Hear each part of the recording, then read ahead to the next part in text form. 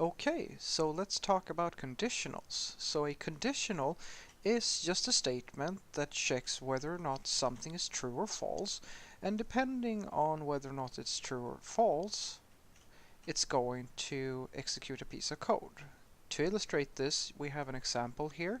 So this is called an if statement, and the code inside of this block here will only run if this condition is true, and since this is a true statement, this code will actually run. However, if you look at this second example, this is a false statement, so this code will never run. And that's the basics of a if statement or a conditional statement. Right, so let's say that you wanted to check if something is true and do one thing, but if something is not true, you want to do something else. That's when the else statement comes into play. So here I have an if, so this will always run, and this else would in theory run if this statement here was false. But since it's never false, this will never run at all. However, if we look at this example, so this statement is false, which means that this block will never get executed. So that means that this else will always get executed. So the rule of thumb to follow here is that an else always needs to come after an if, and it will only run if the if statement is false. And that's the basics of an if-else statement. Right, so let's say that you wanted to chain several conditions and check different conditions one after the other until you found one that was true and then execute a certain piece of code. Well, you can do that with an else-if statement. So if you start off with an if, and let's say that that's a false statement, then this code never runs.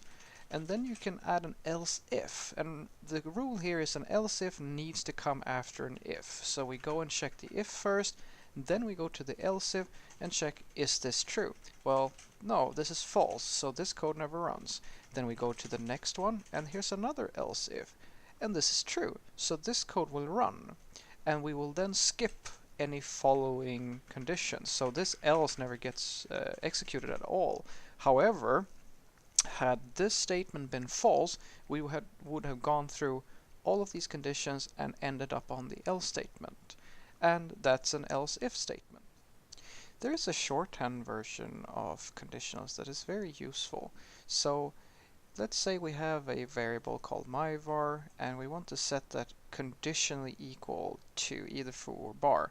Well, the way we can do that is that we can evaluate a Boolean expression first, put a question mark after it, and if the Boolean turns out to be true, then the first allocation will happen. So in this case, this will be foo. And then we set a colon and basically a value that is going to be allocated if the Boolean turns out to be false. So in this other example, we have a false statement, which means that the foo will not get allocated because that only happens if it's true. And then we have the bar, which will be the allocated value in this case. And finally, we have a sum var variable here, which is going to be allocated to a false or a true. And this syntax here, doing a double pipe like this, an OR statement with two conditions inside an allocation, means that check the first thing, the first condition, and if that is true, return that, but if it's false, take the second conditional, or rather the second value in this case. So sum var goes to false, sees that it's false, and then picks the true on the other side of the pipes. And this is the shorthand syntax for conditionals. Alright, let's discuss guarding. So guarding is a pattern or a strategy, if you will, to make sure that you can safely index into nested objects. And that sounds fancy, but what it means is that if I have an object like this and I have some key foo, which is an object, and inside of that I have some bar key. So let's say that I want to get foo. Well, here I'm trying to grab foo, and this is a safe operation because if object is an object and the foo key isn't there, this will result in my prop becoming undefined. and that's okay. However, if I'm doing something like this, then I'm assuming that foo is an object and that it's there, and I'm trying to get bar from foo. But that's a problem because if foo isn't there, this will throw an error. So what do? Well, I use guarding, which is this statement here.